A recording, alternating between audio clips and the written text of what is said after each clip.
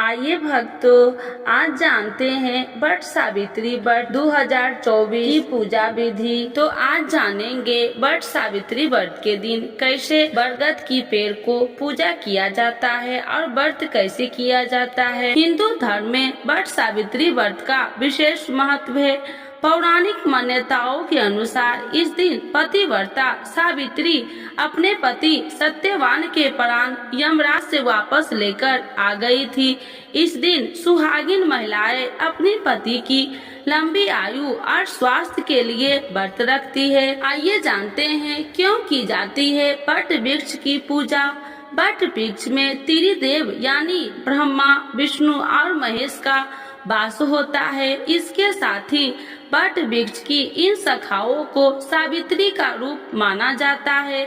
इसके अलावा तने में विष्णु जी, जड़ में ब्रह्मा जी और शाखाओं में शिव जी का वास होता है। वट सावित्री व्रत 2024 6 जून 2024 को ज्येष्ठ माह की अमावस्या को वट सावित्री का व्रत रखा जाएगा, जबकि 21 जून को वट पूर्णिमा का व्रत रखा जाएगा। प्रति वर्ष यह व्रत 2 बार किया जाता है। पहले ज्येष्ठ कृष्ण त्रयोदशी से अमावस्या तक और दूसरा ज्येष्ठ शुक्ल त्रयोदशी से पूर्णिमा तक। दोनों की पूजा विधि समान है। हिंदू धर्म में दोनों ही व्रतों को महिलाएं अपने पति की दीर्घायु के लिए करती है। हिंदू धर्म में यह व्रत अखंड सौभाग्य का वरदान देने वाला है, इसीलिए सौभाग्य स्त्रियों का यह महत्वपूर्ण व्रत है। आओ जानते हैं वट सावित्री व्रत की पूजा विधि। वट सावित्री व्रत के दिन व्रतधारी सुबह घर की साफ सफाई करके नित्य कर्म से नियुक्त होकर स्नान करके स्वस्थ वस्त्र धारण करे। फिर पूरे घर में पवित्र जल का छिड़काव करे। तत्पश्चात बांस की टोकरी में सप्त ध्यान भरकर ब्रह्मा जी की मूर्ति की स्थापना करे। ब्रह्मा जी के वाम पार्श्व में सावित्री की मूर्ति स्थापित करे।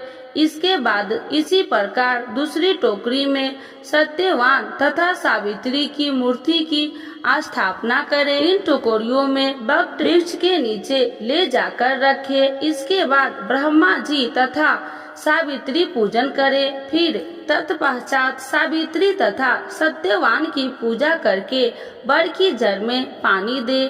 फिर पूजा के जल, मोरी, लोली, कच्चा सूत, भिगोया हुआ चना, फूल तथा धूप का प्रयोग करे। जल से वट वृक्ष की सींच कर उसके तने के चारों ओर कच्चा धागा लपेटकर 3 बार परिक्रमा करे। वर के पत्ते के गहना पहनकर वट सावित्री की कथा सुने।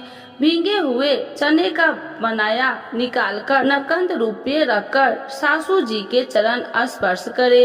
यदि सास वहाँ न हो तो बैना बनाकर उन तक पहुँचाए। पूजा संपत्ति पर ब्राह्मणों को वस्त्र तथा फल आदि वस्तुएं बांस के पात्र में रखकर दान करे। फिर वट वृक्ष के नीचे सावित्री सत्यवान की कथा को पढ़े, सुने तथा सुनाए। इस तरह पूजन करने से मनोवांछित फल की प्राप्ति होती है और सभी मनोकामना पूरी होती है। वट सावित्री व्रत का महत्व। पुराणों के अनुसार वट वृक्ष में ब्रह्मा, विष्णु और महेश तीनों देवताओं का वास होता है। इसके नीचे बैठकर पूजन व्रत कथा सुनने से सभी मनोकामनाएं पूरी होती है। भगवान बुद्ध और इसी वृक्ष के नीचे ज्ञान प्राप्त हुआ था, अतः वट वृक्ष को ज्ञान, निर्माण व दीर्घायु का पूरक माना गया है। ऐसी मान्यता है कि यह व्रत सुहागन स्त्रियों के लिए बहुत ज्यादा महत्वपूर्ण होता है। जो सुहागन स्त्री वट सावित्री व्रत करती है और बरगद के वृक्ष की पूजा करती है, उसे अखंड सौभाग्य का फल मिलता है और उसके सभी कष्ट दूर होते हैं। सिर्फ इतना ही नहीं, वट सावित्री का व्रत रखने से पति पत्नी के बीच आपसी प्रेम बढ़ता है और वैवाहिक जीवन में मधुरता भी आती है। कहते हैं कि वट वृक्ष में कई रोगों का नाश करने की क्षमता होती है, इसीलिए इस दिन वट वृक्ष की पूजा का विशेष महत्व है। वट सावित्री व्रत की कथा।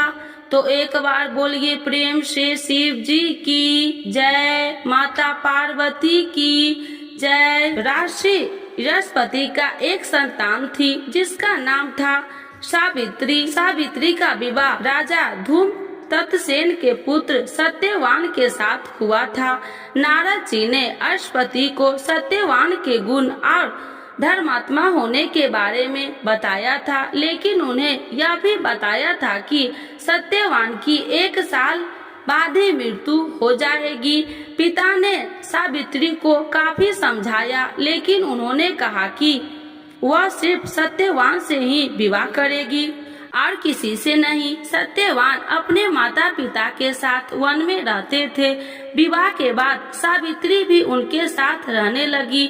सत्यवान की मृत्यु का समय पहले ही बता दिया गया था, इसीलिए सावित्री पहले से ही उपवास करने लगी। जब सत्यवान की मृत्यु का दिन आया तो वह लकड़ी काटने के लिए जंगल में जाने लगा।